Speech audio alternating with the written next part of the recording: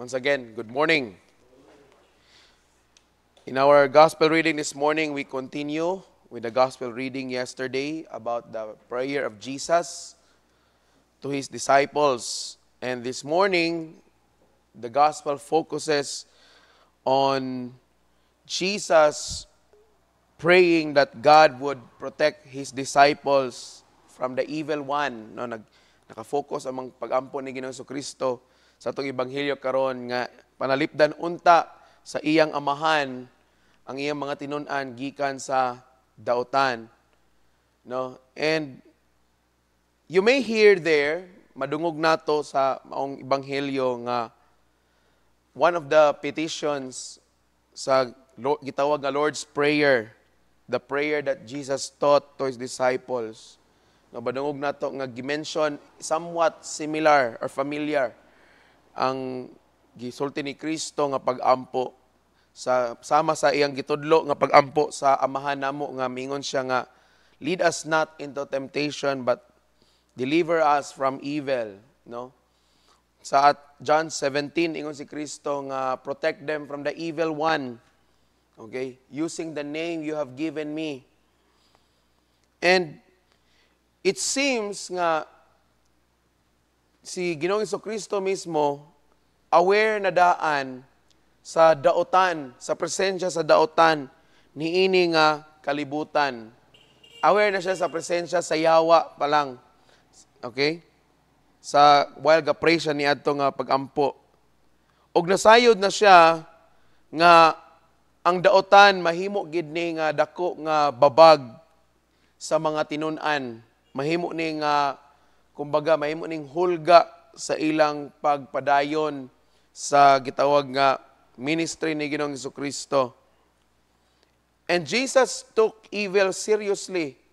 Og si Ginoong Kristo dili ni dula para sa iyaha nga iyang giampo nga panalipdan ang iyang mga tinun-an gikan sa daotan.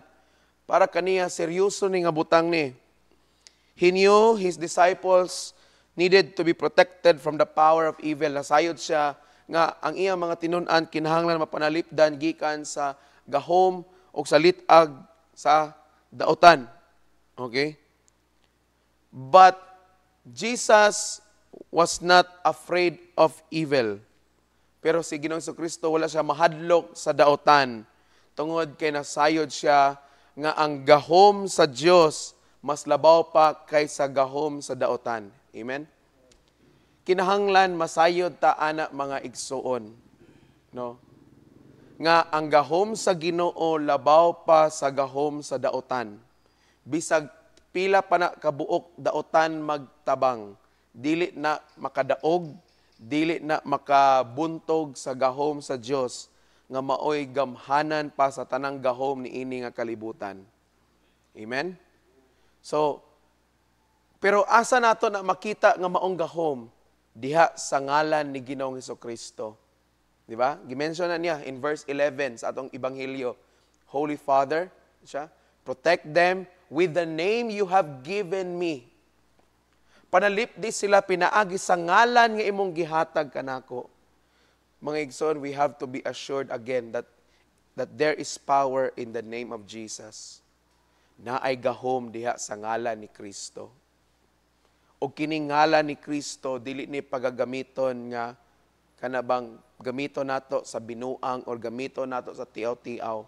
Kay kini nga ngalan nga gihatag sa Dios alang kang Kristo nga kanang giingon bita sa Pilipos 2:11 nga ang tanan nga mga tuhod mo luhod, no? Og ang tanan mo ang tanan mga baba mo sugid ko, no? Anak nga ngalan. Okay? Dihadto mga tanan gikan sa langit og sa yuta muluhod og musugid sa ilang ngabil confessing that name of Jesus.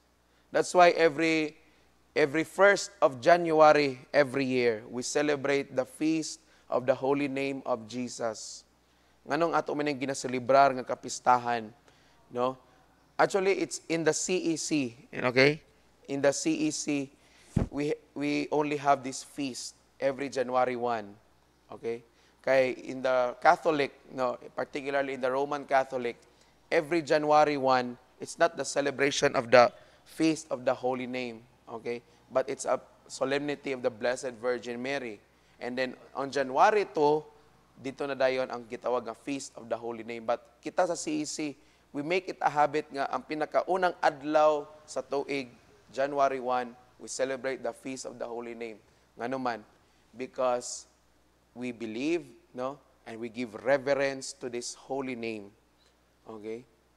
In fact, in the ministry of exorcism, it is always invoke the holy name, kanang word nga naa ng adjective nga holy, no, aron to give emphasis nga kining pangalanan ni dili ni basta-basta. That even the devil, even demons tremble. Okay? Mukurog manggani ang mga yawa when they are commanded to speak such name, di ba? Sa ministry, sa exorcism, igno nimo nang nayawaan nga sulti og Jesus. Dili na mo sulti og Jesus. Okay? Pero pasultiya sa imong ngalan, musulti na. Musulti na sa ngalan nimo. Imong ngalan Pedro, musulti na sa imong ngalan Pedro. Ano ba? Ana Francisco, ana Junel, ana Mastoriana. Kaya ganon, dili na makurog ang yawa sa ato mga ngalan. Kaya kanato mga ngalan, kanang ginatag raman na sa atong kuan ba? Ginikanan ba? Pero timan pero pasultias sila sa ngalan ni Jesus. Di na sila kasulti ngalan ni Jesus. No? Magkurog na sila. Ano na sila. No? Kaya that's how afraid they are. Inga na sila ka hadlok sa balaan nga pangalan ni Jesus. Okay? Mauna nga, kita po, mga tinun-an, makonsider man po nga sumusunod ni Kristo. God already prayed nga mapanalipdan ta sa daotan. That's why, mga igsoon, dili unta ta malimot pod nga kanunay nga magampo ta nga panalipdan ta sa Ginoo gikan sa daotan. Okay? Tungod kay dapat una sa tanan, dapat mutuo ta nga naay presensya sa daotan ni ini nga kalibutan. Kanang tao nga mutuo nga walay daotan, sama ra na siya nga wala mutuo nga naay Ginoo. No? Matod pa sa usa ka kanang obispo karon sa Roman Catholic na namatay na. No, and then paingon na siya sa pagkasantos. Ningon siya nga kanang ang usa kuno sa dako nga ilad nga gihimo sa yawa sa kalibutan kay iyang gipatuo ang kalibutan nga wala siya. No? One of the greatest tricks the devil played in the world is that he made the world believe that he did not exist. No? Gipatuo ni ang kalibutan nga wala yawa. So ana ka bright ang yawa, gipatuon ng kalibutan nga wala mayawa.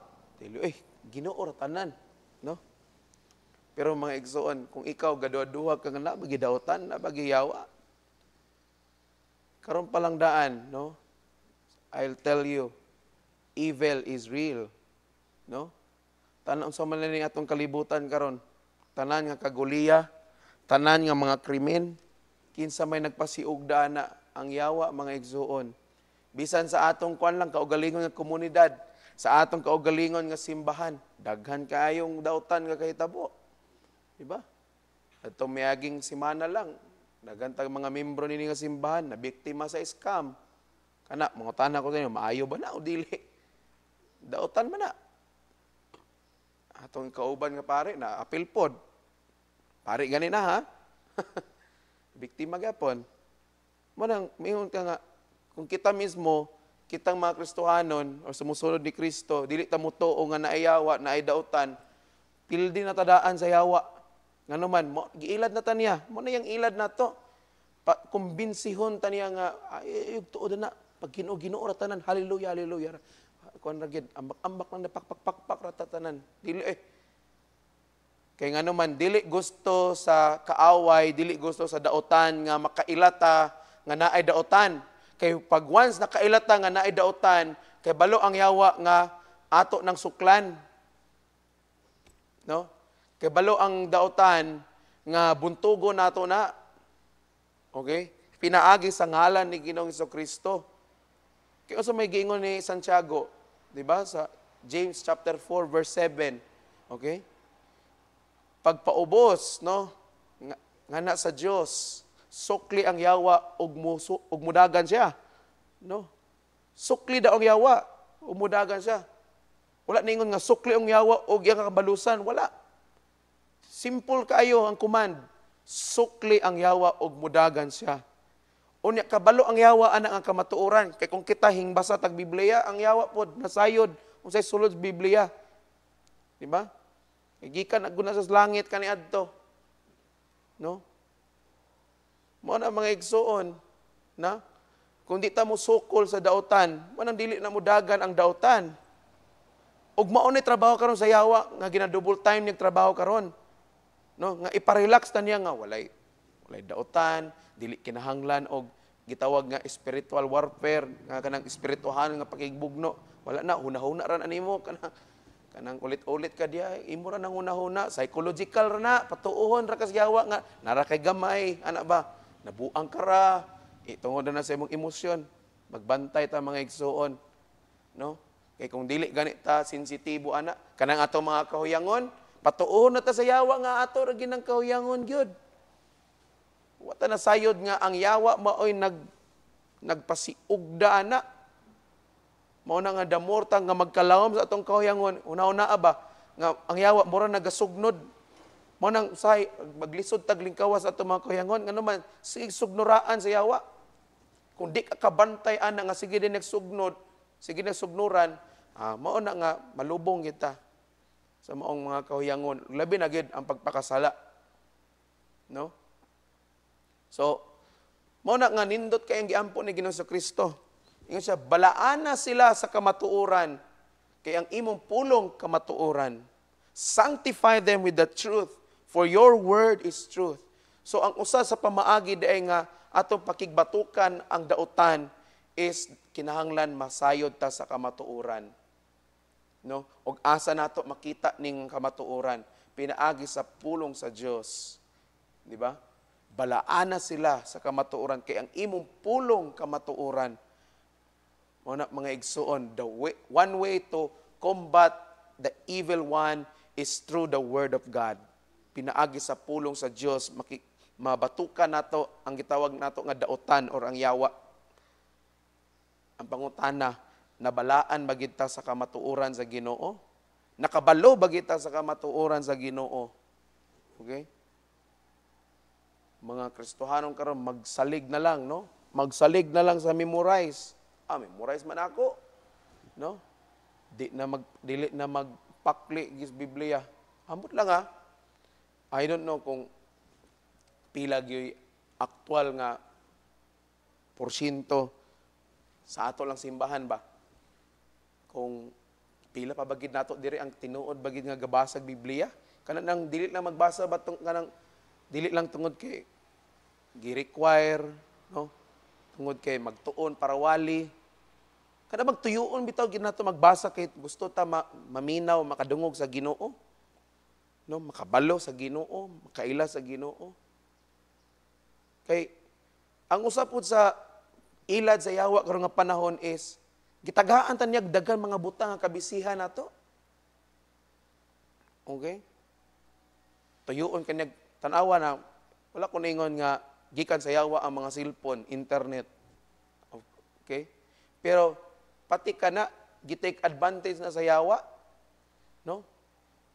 Gusto niya nga kana nga mga kaalam nga gikan sa Ginoo aron mapagaan ang atong pagkinabuhi dinhi sa kalibutan.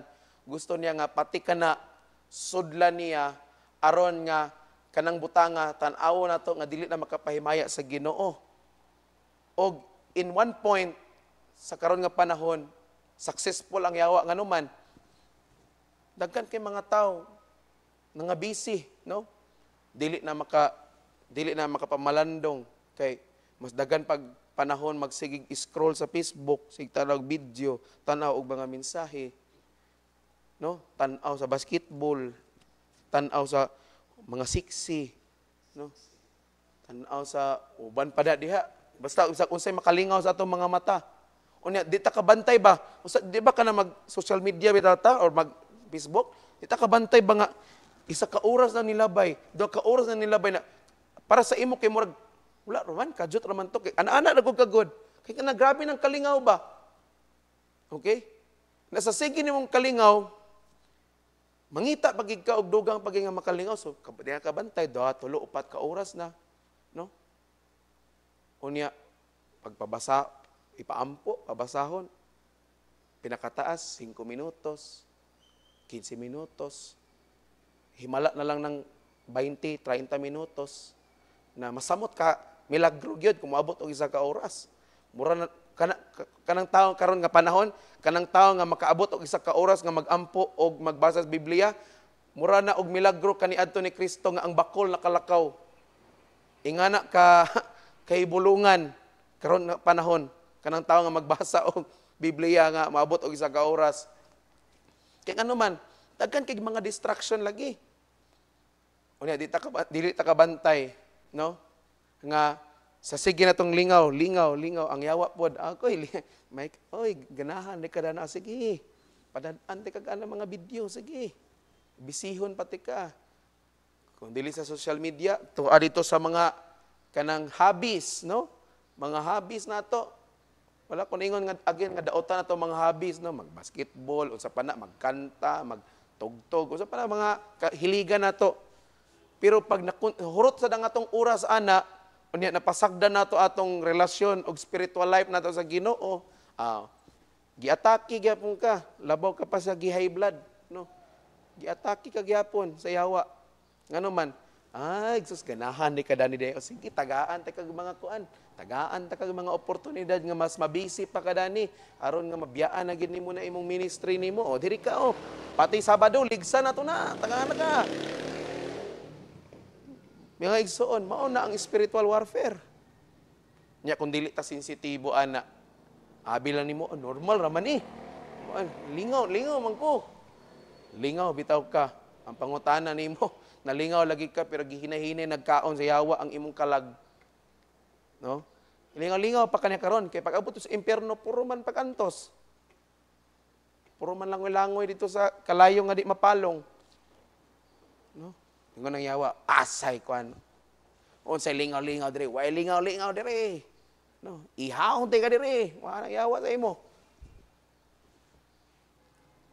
Mao na mga igsoon nga kinahanglan nga aware ta dapat nga naay dautan niini nga kalibutan pero dili pod ta mosugot nga ang presensya sa dautan magpa-discourage nato tungod kay nasayod kita nga ang presensya sa Dios mubuntog sa presensya sa kangit-ngit og sa dautan. Amen. Dili ta mahadlok ana pod, no? Atong balansihon ni. Dili bot pasabot nga na-aware ta nga nay dautan, nahadlok ta.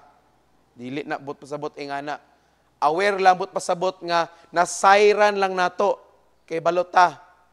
Pero di ta mahadlok anak nila. Same principle sa kanang gitawag nga evil spirits, especially sa demonology.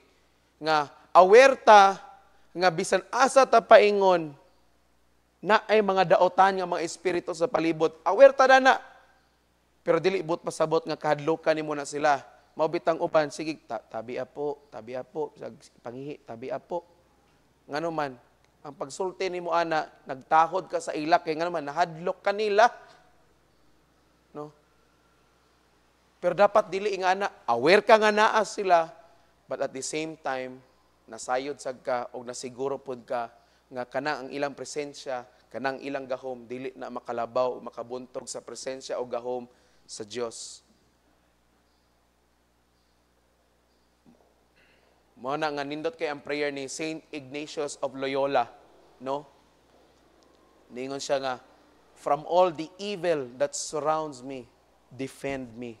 Sa tanan nga mga daotan nga nagpalibot kanako, panalipdik ko, dapat maunay pag-ampo nato pod sa Ginoo. Lord, nasayod ko nga ang kalibutan na ay dautan, sa akong palibot na ay dautan. Even sa atong kaugalingon nga pamilya, there is evil nga naglibot-libot, andaw nga motukob sa atong pamilya. But we should pray and depend on God. Magsalig ta sa Ginoo, maingon ta sa Ginoo nga Ginoo panalipdi ko ani. And every day, especially the Lord's Prayer, it's a very powerful prayer. No? Lead us not into temptation, but deliver us from evil. Okay?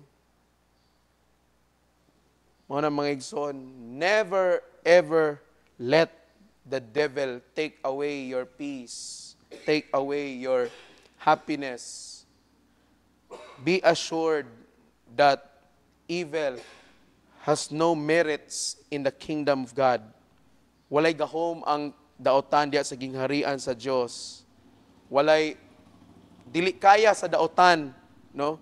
Ang Dios mismo. Mao na nga be assured nga pinaagi sa presensya sa Dios, pinaagi sa iyang pagpanalipod, pinaagi sa iyang balaan nga ngalan. And every Sunday, we sing the St. Michael's Prayer. Di ba? It's not St. Michael nga mo'y nanalipod na to, nga si St. Michael, pinagi sa gahom ni St. Michael, no. Klaro kayo sa ginakanta na to.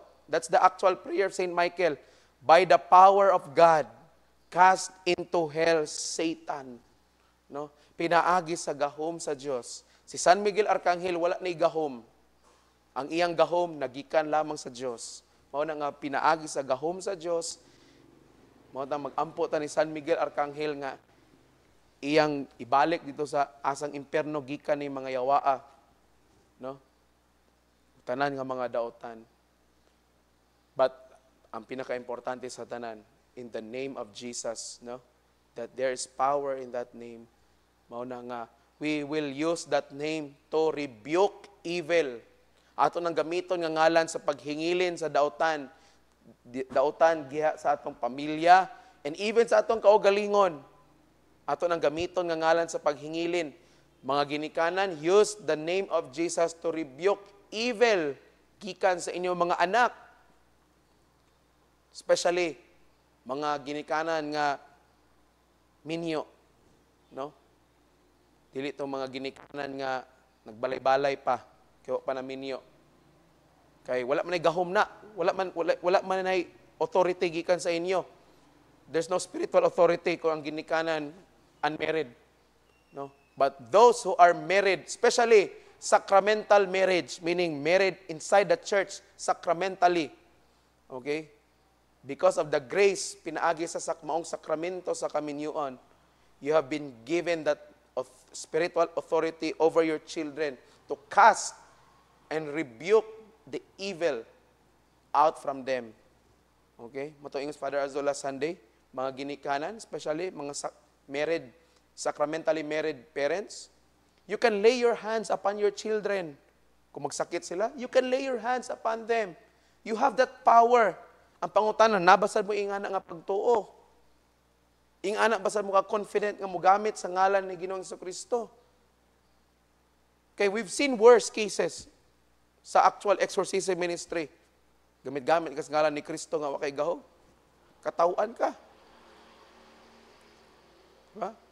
Pareha ka na itong sa Acts chapter 16, no? Katong kunis-kunis sa yawa, no? Siya, kaila ko ni Pablo, kaila ko ni Pedro, pero kinsa man mo. No? Ug makita nimo nga epektibo, no?